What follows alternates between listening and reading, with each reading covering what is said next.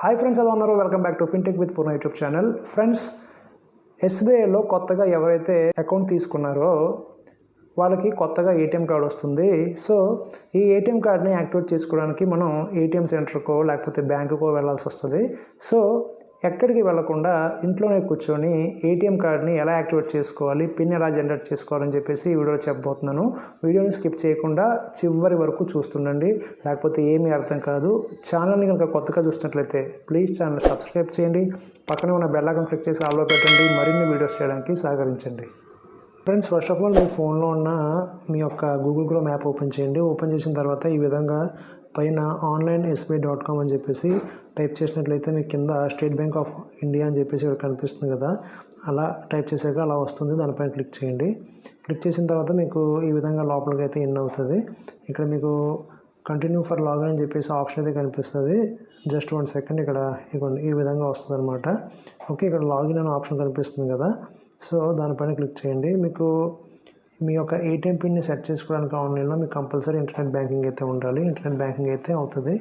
Okay, ఇక్కడ continue to login అని చెప్పేసి ఆప్షన్ ఉంది కదా, దానిపైన క్లిక్ చేయండి. క్లిక్ చేయగానే ఇక్కడ మీ యూజర్ నేమ్ పాస్వర్డ్ ఎంటర్ చేయండి. Friends, me user name password and caps enter చేసిన తర్వాత ఈ విధంగా మనకు ఓటీపీ వస్తుంది, 357184. ఓకే, 357184. ఓకే, ఎంటర్ చేసి సబ్మిట్ అనే ఆప్షన్ పైన క్లిక్ చేయండి. క్లిక్ చేసిన వెంటనే మీకు లోపలికి అయితే ఇన్ అవుతుంది. ఈ విధంగా మీకు మీ అకౌంట్ డీటెయిల్స్ అనేది ఈ విధంగా రావడం అయితే జరుగుతుంది. ఇక్కడ మీరు చేయాల్సింది ఏంటంటే ఇక్కడ 3 లైన్స్ కనిపిస్తుంది కదా, దానిపైన క్లిక్ చేయండి.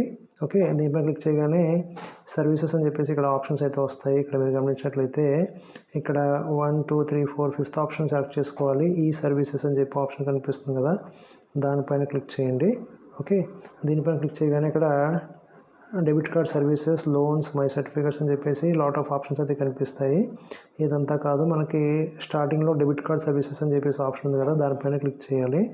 ఓకే, దీనిపైన క్లిక్ చేయగానే మనకి లోపలికి అయితే ఇన్ అవుతుంది. ఈ విధంగా వస్తుందన్నమాట. ఇక్కడ ATM come debit card, virtual debit card అని చెప్పేసి ఆప్షన్స్ 2 వచ్చాయి. So ATM come debit card select చేసుకోవాలి. ఓకే, దీనిపైన క్లిక్ చేయండి. దీనిపైన క్లిక్ చేయగానే మనకి లోపలికి ఇన్ అయితే అవుతుంది. ఇక్కడ మీరు గమనించినట్లయితే ఇక్కడ లాట్ ఆఫ్ ఆప్షన్స్ అయితే కనిపిస్తాయి. Block ATM card limit, channel usage change, ATM pin generation, new ATM card activation అని చెప్పేసి ఇక్కడ లాట్ ఆఫ్ ఆప్షన్స్ అయితే మీరు చూడవచ్చు.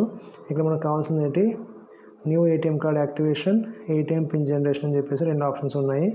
పిన్ సెట్ చేసుకోవచ్చు, ఏటీఎం కార్డ్ యాక్టివేట్ చేసుకోవచ్చు అనమాట. సో ఇక్కడ న్యూ ఏటీఎం కార్డ్ యాక్టివేషన్ అని చెప్పేసి నేను చెప్పాను కాబట్టి దానిపైన క్లిక్ చేయండి. దీనిపైన క్లిక్ చేయగానే మనకి ఈ విధంగా వస్తుంది. మన అకౌంట్ నెంబర్ అనేది ఇక్కడ చూపించడం జరుగుతుంది అనమాట. ఓకే, ఇక్కడ మీ ఎంటర్ ఏటీఎం కార్డ్ నెంబర్, మీ కొత్త ఏటీఎం కార్డ్ నెంబర్ ఏదైతే ఉందో ఇక్కడ ఎంటర్ చేయాలి. మళ్ళీ రీఎంటర్ ఏటీఎం కార్డ్ నెంబర్ అని చెప్పేసి ఇక్కడ రెండోసారి ఎంటర్ చేయాలి. ఎంటర్ చేసిన తర్వాత ఇక్కడ కింద యాక్టివేట్ అనే ఆప్షన్ పైన క్లిక్ చేసినట్లయితే మీ యొక్క ఏటీఎం కార్డ్ అనేది సక్సెస్ఫుల్గా యాక్టివేట్ అనేది అయిపోతుంది అనమాట. ఓకే, సో ఇది ఎలా చేయాలో ఒకసారి నెక్స్ట్ చూపిస్తాను. సో ఇక్కడ నా ఏటీఎం కార్డ్ నెంబర్ అయితే ఎంటర్ చేశాను. నాది ఆల్రెడీ యాక్టివేట్ అయిపోయి ఉంది. సో మీకు జస్ట్ ప్రాసెస్ ఏంటని చూపించడానికి అని చెప్పేసి చూపిస్తున్నాను. ఓకే, ఇక్కడ యాక్టివేట్ అని చెప్పేసి ఆప్షన్ ఉంది కదా, దానిపైన క్లిక్ చేయండి. క్లిక్ చేసినట్లయితే ఇక్కడ మీకు నెక్స్ట్ పేజ్లోకి వెళ్తుంది. నెక్స్ట్ పేజ్లోకి వెళ్ళి ఇక్కడ అకౌంట్ నెంబర్ అని చెప్పేసి ఇలా వస్తుంది అనమాట. మీ అకౌంట్ నెంబర్ చూపిస్తుంది.